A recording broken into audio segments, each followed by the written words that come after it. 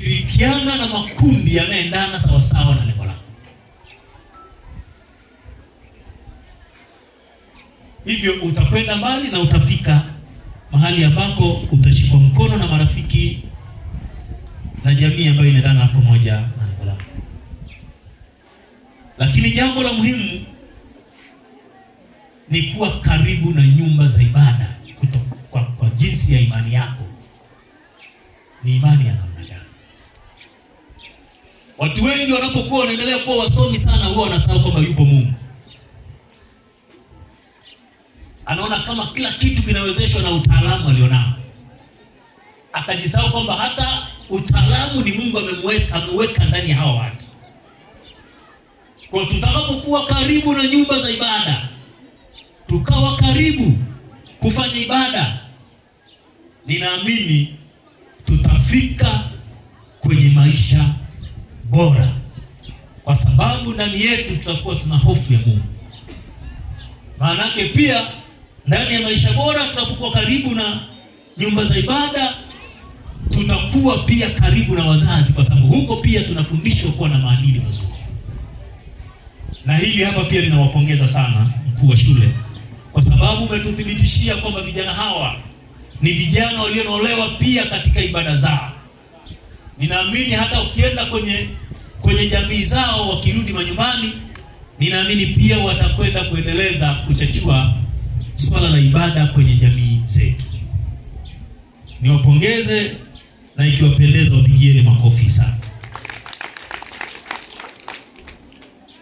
Lakini jambo la muhimu pia ni lazima wewe kijana unayehangaika na maisha utambue dunia iko kwenye majira gani na utunufaika na nini kwenye nyakati ambazo dunia ipo. Dunia iko kwenye masuala ya digitali, wanahangaika na mambo ya knowledge, lini na nini.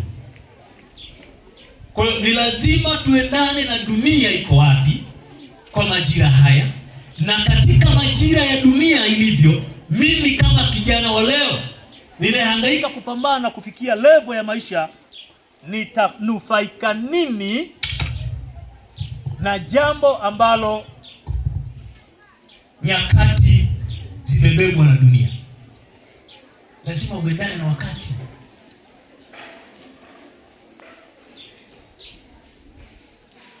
Nyakati za wazee wetu nyuma, walikuwa wanatumwa barua. Wakati tuko na makoloni, wanatuma barua kwa mguu, inapokezana mpaka ifike Dodoma. Tena barua yenyewe hauishiki. Kwa historia tunayopewa na wazee wetu, kanatafutwa kamti, kanapasuliwa, barua inawekwa ndani, unakuwa unatembea hivi na barua. Ikifika kwenye eneo fulani la utawala, unaipokeza, inaendelea mpaka ifike makao makuu ya koloni. Sasa leo hilo hatupo. Leo barua yako utaiandika sekunde 2 kwenye kifaa chako, imeshafika kwa muhusika, maisha mengine yanaendelea. Taarifa za msiba nilikuwa mpaka mtu atumwe, kama ni Sepuka aende Sepuka kwa mguu apeleke taarifa, Mandewa kuna msiba. Si ndio ilikuwa hivyo wazee wangu? Sasa mpaka afike Mandewa kutoka Sepuka, watu mjini wanasema vijana wa 2000 hiyo sisi hatuwezi. Ndio maana sasa kila siku teknolojia zinabadilika. Hivyo ni lazima mimi kama kijana nijue dunia iko wapi kwa nyakati hizi, na mimi kama kijana wa leo nitanufaikaje na nyakati ambazo dunia inayo. Lakini jambo la muhimu ni kujipambanua kwamba wewe ni nani. Naendelee kuwapongeza vijana, mabinti,